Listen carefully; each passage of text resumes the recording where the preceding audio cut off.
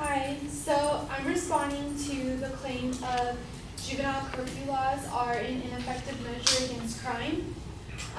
My opponent's secondary claims were curfew laws are directed at the wrong time to prevent crime.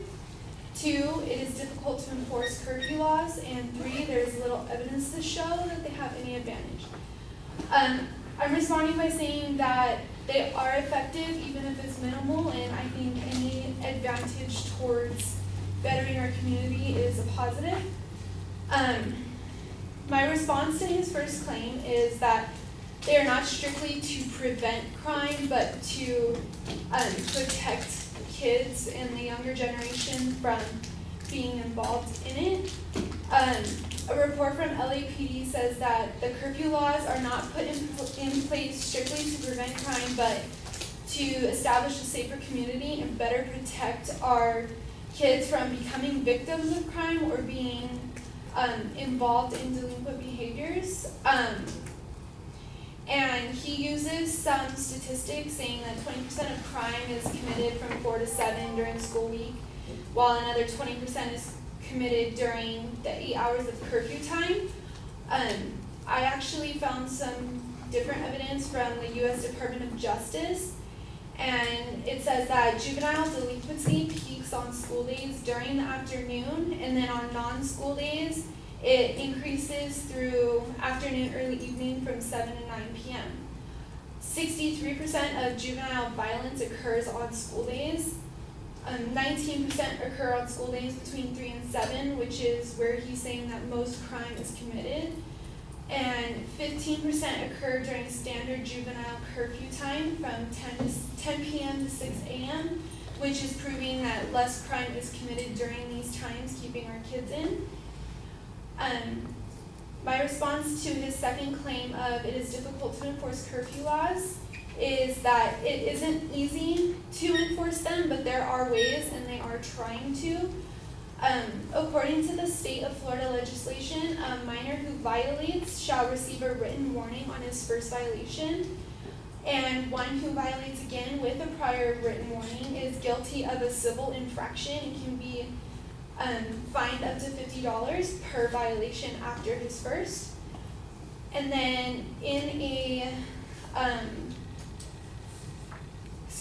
an essay called The Effectiveness and Enforcement of a Teen Curfew Law, the authors Richard Sutphin and Jeanette Ford say that a parent could even be fined if their child is caught outside during curfew hours. They could be fined up to $500 depending on what the child is found doing. This could be a way of making parents aware of where their child is, or making sure they're with their child if it's somewhere that the child has to be, to kind of prevent it. He's saying that in his part, he's saying that police officers would investigate any suspicious person in the middle of the night, no matter how young or old. And this is correct. You can't pull over somebody just because you're suspicious of them being underage.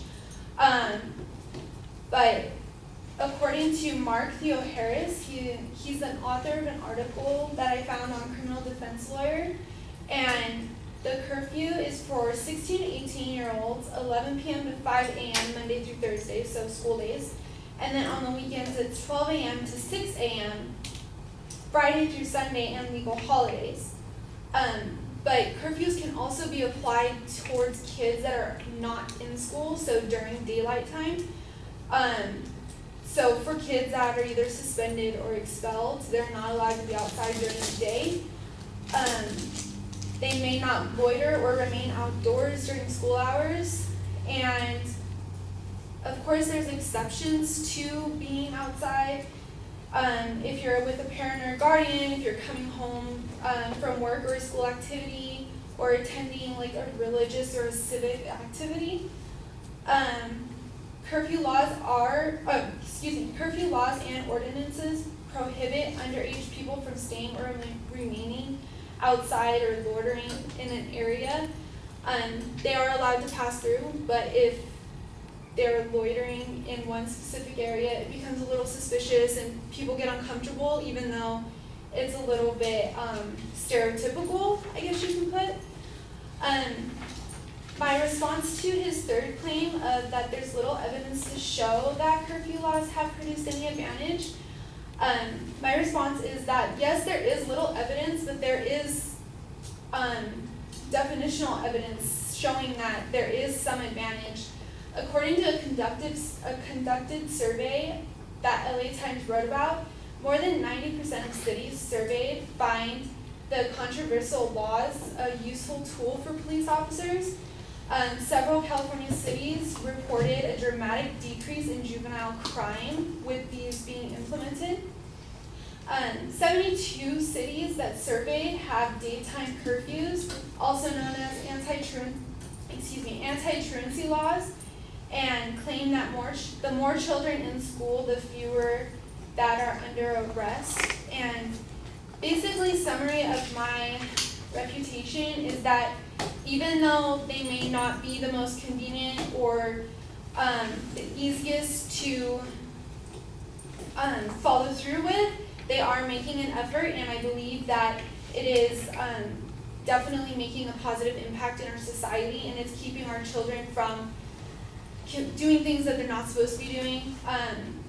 And to throw in the fact that curfew hours are really when you're supposed to be home anyways, sleeping or doing homework. There's no reason for them to be out that late. And that wraps up my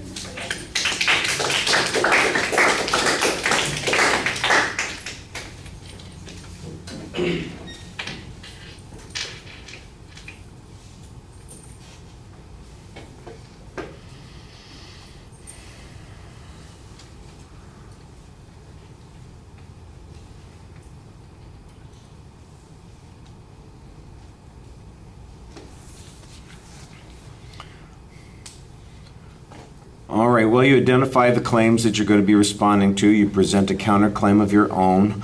On the first point, you kind of give additional reasons why the laws might be in place, and you have some testimony that suggests that the police believe that they are effective in producing some outcome, maybe not the outcome that the advocate is talking about, but other outcomes. So I think that that kind of provides a kind of reservation or rebuttal issue, an additional reason to believe that these things are potentially effective. I thought it was kind of interesting when you talked about the crime rates on that particular point, the DOJ stuff. You kind of sound like you're making the inference, look, one of the reasons the crime rate is lower at those times is because the curfew is in place. That might be why crime occurs more frequently in those other times. And I thought that that was a pretty good reasoning challenge on the point. I don't know why the advocate assumed the opposite position, that, well, we're putting the curfews on at times when there isn't a lot of crime. This is that one of the examples of that type of reasoning that we talked about, which is the cause and which is the effect. You know, is there less crime because of the curfews, or do we have the curfews in the wrong places because there's more crime at a different time? They're taking one position. I don't know what reason there is to take that position. You're kind of taking the opposite position. You give a reason. I don't know which one is right, but I thought it was a good press on the reasoning that's being presented there. It sounded like you were a little apologetic on your argument on the third point when I don't understand why. You say, well, he's right, there is little evidence, and then you turn around and say, well, 90% of the cities think it's useful. Some of the cities found that 72% had a substantial impact on the kinds of crimes that occurred in that situation. I'm going, well, what evidence did the advocate have that there wasn't any impact?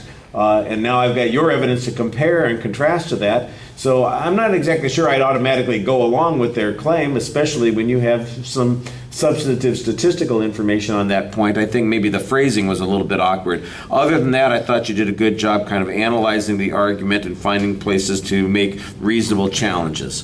Thank you.